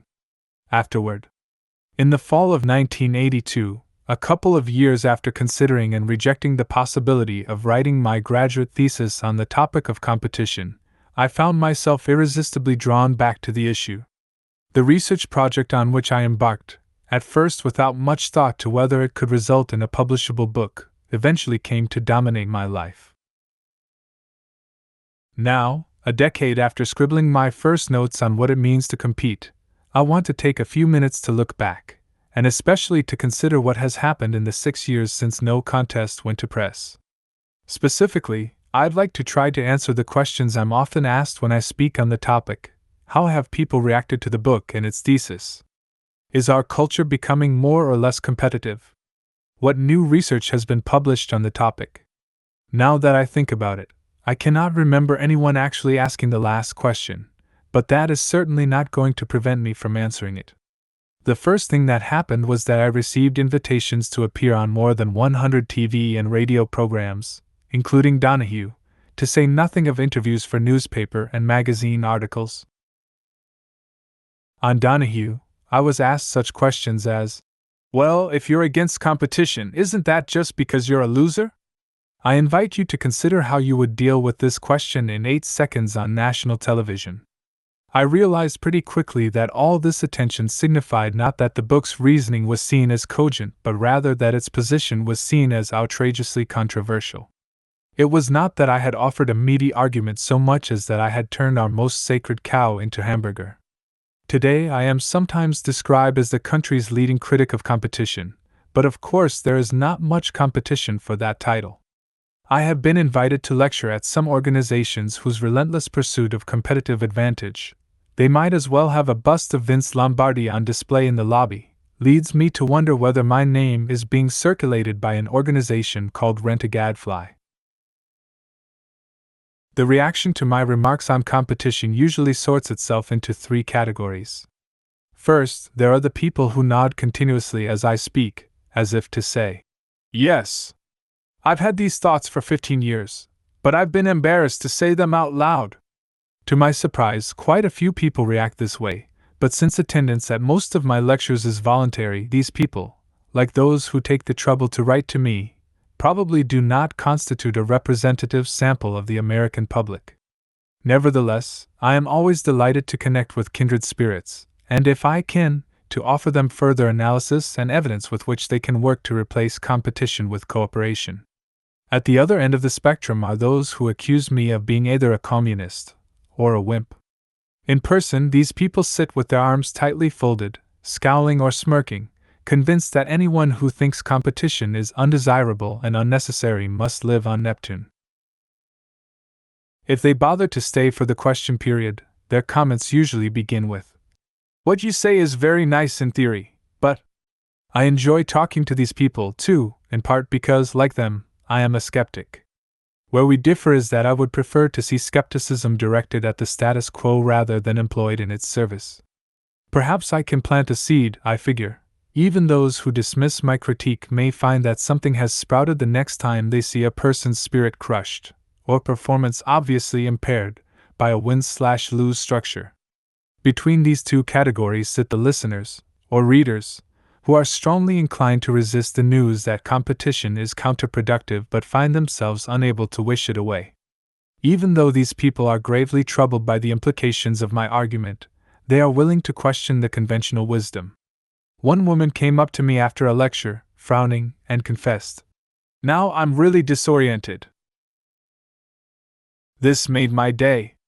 One very specific response to the case against competition may also be worth mentioning here.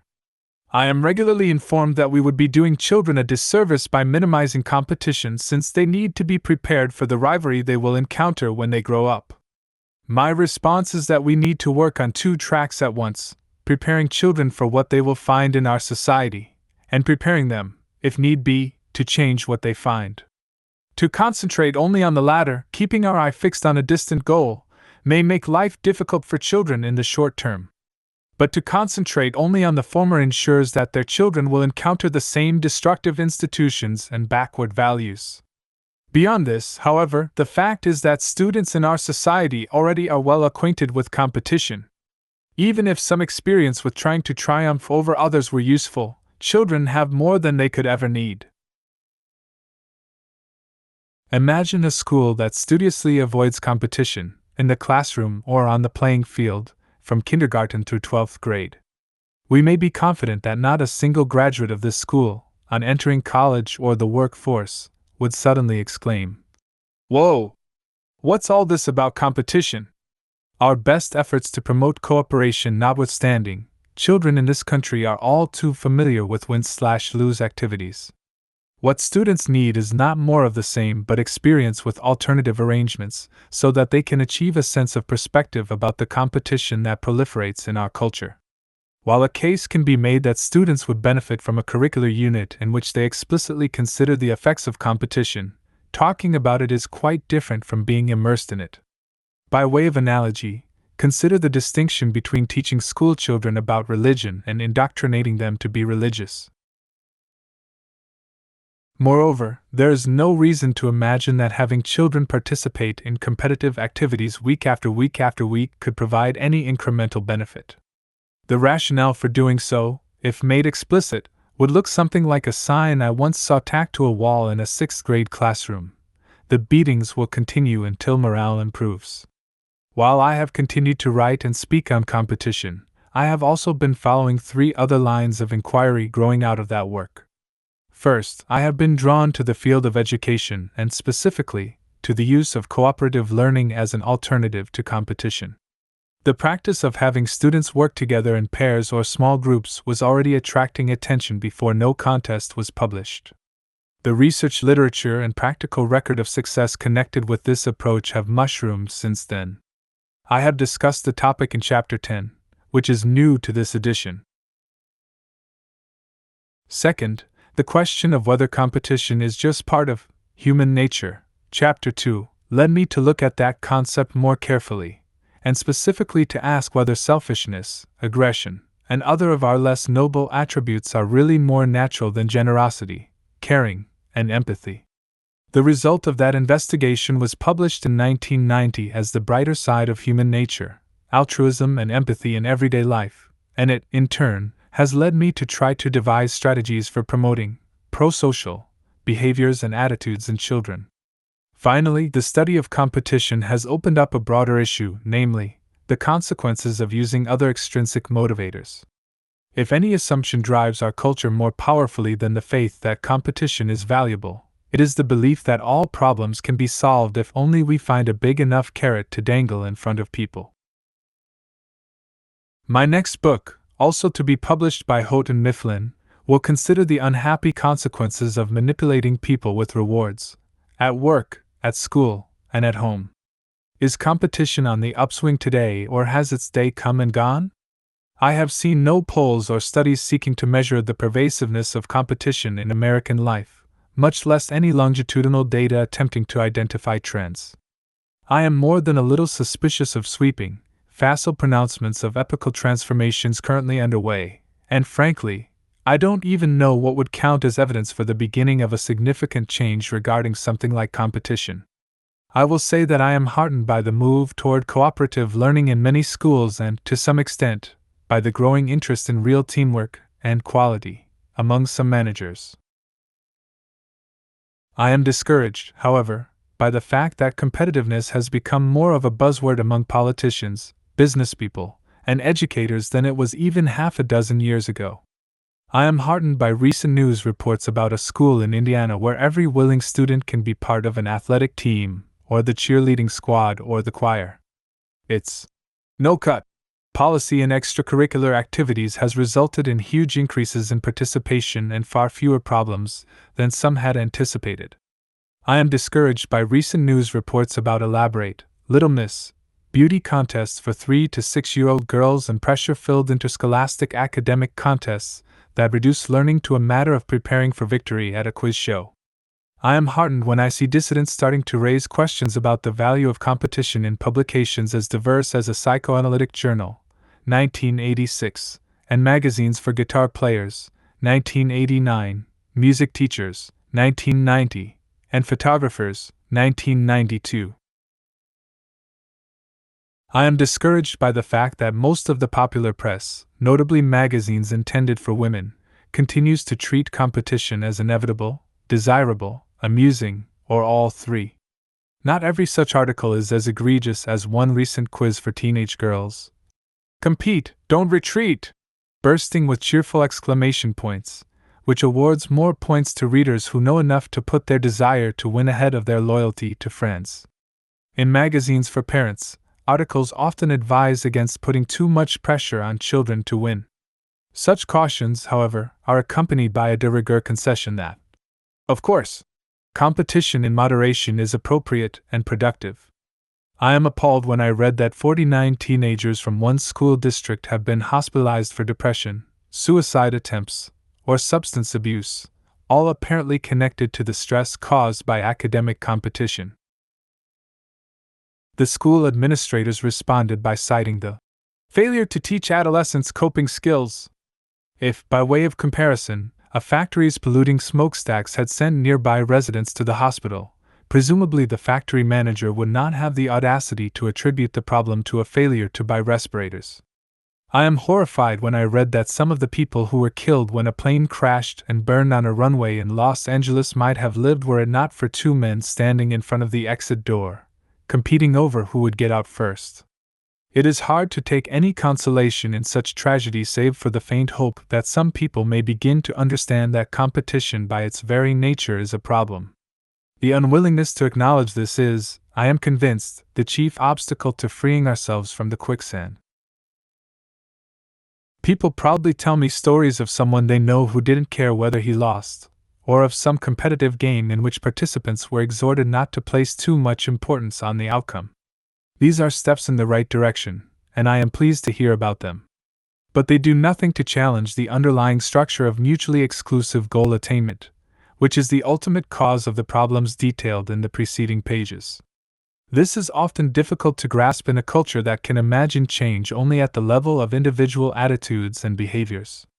If next week we Americans suddenly began to recognize the destructive consequences of competition, books would start to appear in the stores with titles like 10 Steps to a Less Competitive You. That competition itself may be the problem is rarely considered, least of all in the context of what goes on in the workplace. Nevertheless, research over the last few years continues to remind us of the importance of structural factors. In one study, people led to expect that they were going to be working cooperatively with strangers responded empathically when those strangers received a reward or punishment. But those who thought they would be competing against the others responded counter-empathically, that is, smiling at their discomfort and grimacing at their good fortune. Another study showed how people put into a situation of team competition tended to reject friendly overtures from people on the other side and came to view the members of that group as an undifferentiated they. In Chapter 7, I argued that cheating and other problems result at least as much from competition itself as from the moral failings of the individual. Several recent comments by people in different fields illustrate the naivete of condemning ugly behavior while taking no steps to challenge the basic win/lose framework. In sports, a safety for the New York Giants points out that he and other football players are expected and required to be good sportsmen when we are engaged in an endeavor that is hostile and aggressive. To go from being gentlemanly and following the rules of society to people who play violently and aggressively for 2 or 3 hours on Sunday. It's not easy to do, especially when people across the line of scrimmage are literally the enemy. In politics, a campaign consultant shrugs off the widespread indignation at negative advertisements, observing that a political campaign, like a trial in a court of law, has but one objective: to win. Staying within the confines of the truth, a candidate or consultant will use every available legal means to attain that objective. If you don't play by the rules of the game, your opposition will. In business, the director of an organization called the Ethics Resource Center says we are kidding ourselves if we think the corporate world is going to be changed by putting business students through ethics courses. As long as you have a business culture that puts people in impossible situations. Your division has to grow 7% in the next year, or else we're going to be Noah in the field, and if we are, you're going to be job hunting. You're going to have people shipping inferior goods, juggling the books, bribing when they have to, trampling workers beneath them, and generally conducting themselves in the time-honored tradition. Results, and only results, count. In education, 73 students at the Massachusetts Institute of Technology were disciplined for cheating, mostly for working in small groups to write computer programs together for fear of being unable to keep up with the class otherwise. Many feel that the required work is clearly impossible to do by straightforward, i.e., solitary means, according to the faculty member who chairs MIT's Committee on Discipline. Each of these examples invites us to shift our gaze from maladjusted individuals to a maladaptive system. The problem is that it is easy to suspend an athlete whose aggression slips over the edge of acceptability, to condemn the creators of nasty political ads, to jail greedy Wall Street lawbreakers, or to punish students who work collaboratively. It is not so easy to undertake social change of the sort that must follow an admission that something is wrong with competition per se. The growing clamor to make hospitals, schools, industries, and now even government more competitive, raises once again the question of whether this goal has anything to do with reaching excellence, or whether we have simply blurred the two ideas, overlooking what should be an obvious fact, that beating others and doing quality work are two completely different concepts. Whether the first leads to the second is a legitimate question, but the answer, contrary to conventional wisdom, is that it almost always does not. The trouble with our schools, for example, is that they are much too competitive, which helps to explain why so little learning is taking place. A similar dynamic is now at work in the field of health care, where many institutions are being pressured for the first time to become competitive. More hospitals and clinics are being run by for-profit corporations. Many institutions, forced to battle for customers, seem to value a skilled director of marketing more highly than a skilled caregiver. As in any other economic sector, the race for profits translates into pressure to reduce costs, and the easiest way to do it here is to cut back on services to unprofitable patients, that is, those who are more sick than rich. This is exactly what insurance companies are doing under the banner of competitiveness, denying coverage to those who need it most. In many cases, there is not even any greater efficiency to show for the greater inequity. Among providers, competition has led to a stunning round of spending on facilities and equipment in an attempt to lure patients from other providers, and never mind if the new facilities are unnecessary. The result: hospital costs are actually higher in areas where there is more competition for patients. There are few pockets of the U.S. economy in which competition between firms is introduced for the first time. When people talk about increasing the competition in a given sector, they often mean abandoning government regulation in order to more nearly approximate a laissez-faire or pure market. Recent developments of this kind, such as in the airline industry, serve only to increase one's skepticism about the value of competition. But the data with which I am more familiar concern the effects of competition within a given workplace. Add to the research cited in Chapter 3 a bushel of new studies that Dean Sjosvold of Simon Fraser University in British Columbia conducted at utility companies, manufacturing plants, engineering firms, and many other kinds of organizations. Over and over again, Sjosvold has found that cooperation makes a workforce motivated, whereas serious competition undermines coordination. Interestingly, one study from Georgia State University discovered that competition reduces the quality of one's performance, even if one happens to be a rhesus monkey. Meanwhile, the management guru celebrated from Detroit to Tokyo, W. Edwards Deming, has declared that the practice of having employees compete against each other is unfair and destructive. We cannot afford this nonsense any longer. We need to work together on common problems, but annual rating of performance, incentive pay, or bonuses cannot live with teamwork. What takes the joy out of learning? Or out of anything? Trying to be number one. What does lead to excellence then?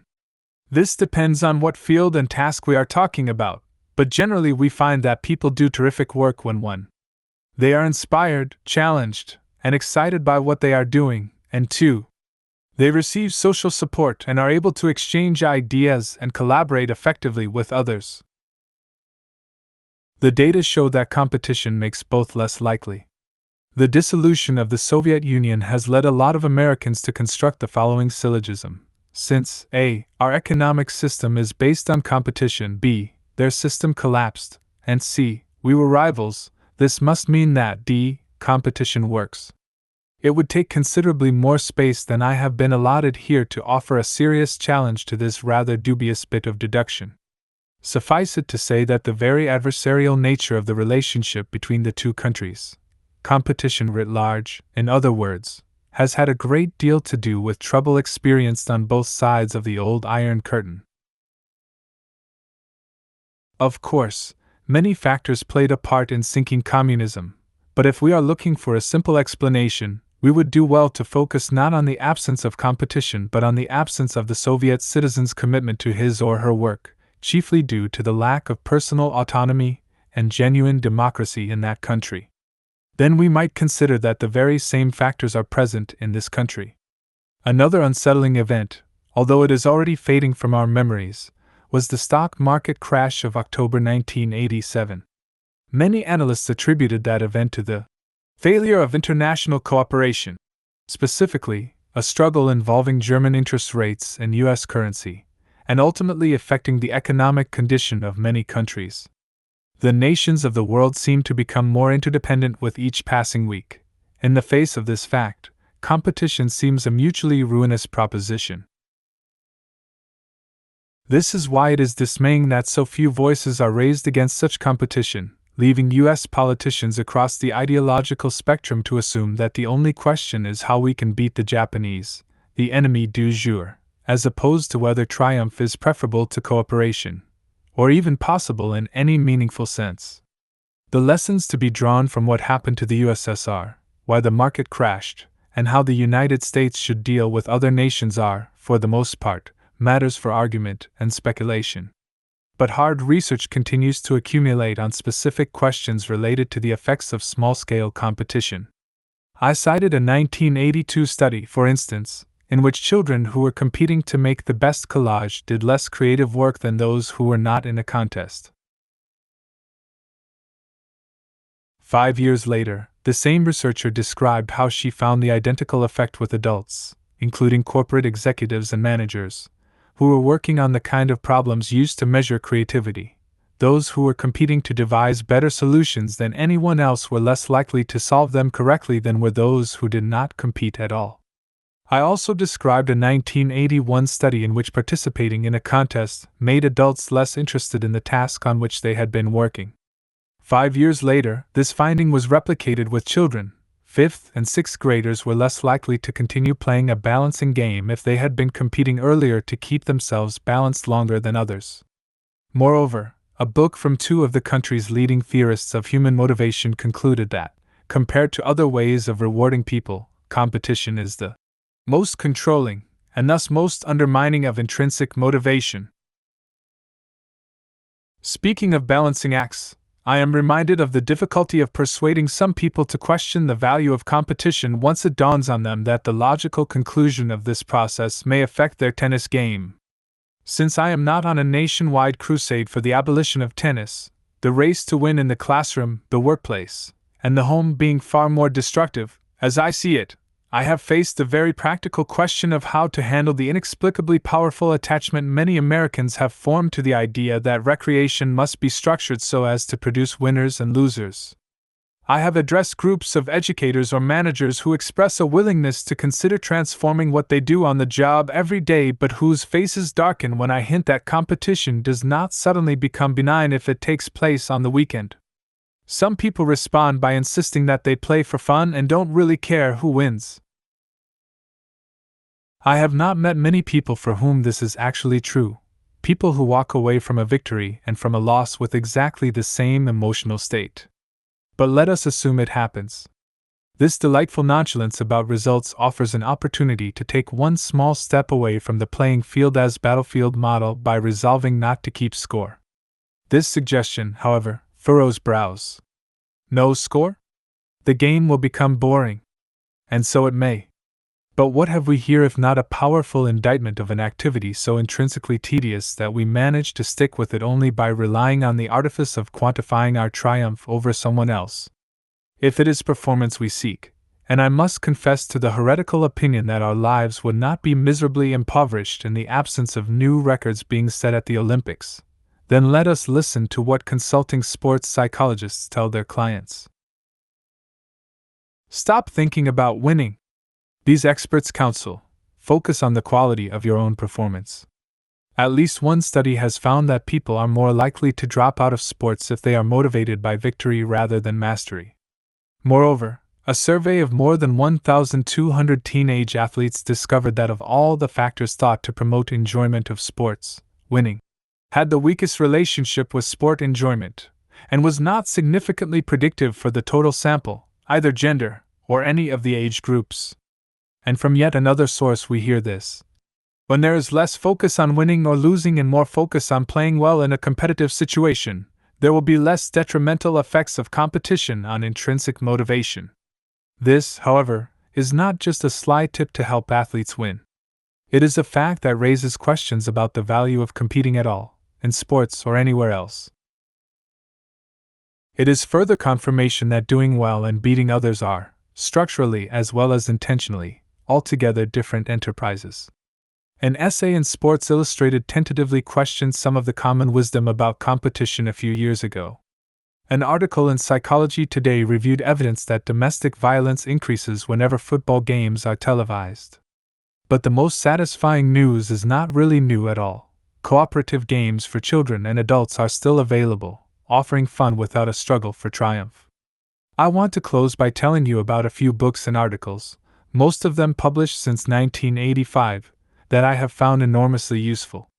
If you have read this far, you, too, may want to take a look at them. Bibliographic particulars can be found in the newly expanded reference section.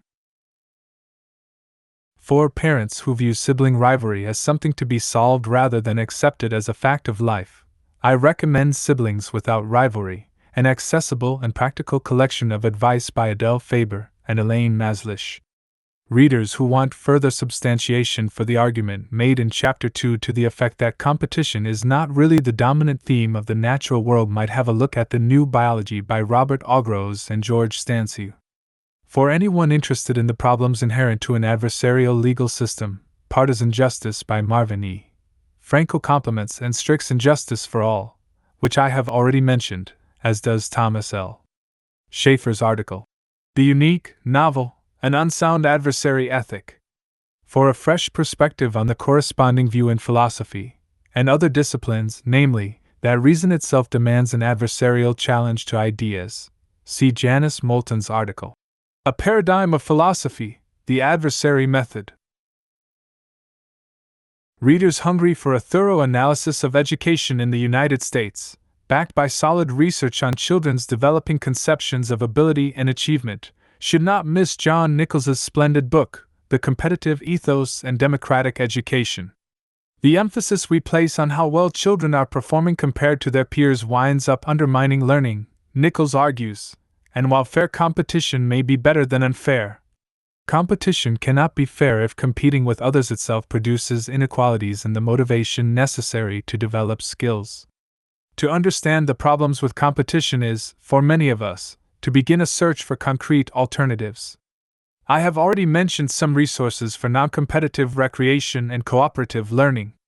But I should not overlook the large number of successful cooperative food stores, electric utilities, banks, insurance companies, and other businesses owned by consumers or workers. Co-op America, 2100 MST.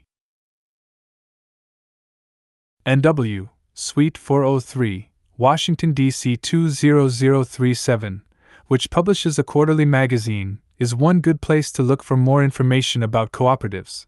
Another is a book called The Cooperative/Credit Union Dictionary and Reference, available in paperback for $17 from the Cooperative Alumni Association, 250 Rainbow Lane, Richmond, Kentucky, 40475.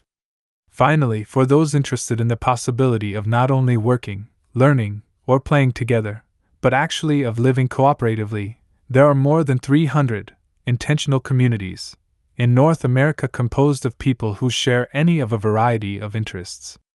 The Directory of Intentional Communities, a guide to cooperative living, offers a descriptive list of these communities as well as a collection of essays exploring what it means to be part of one.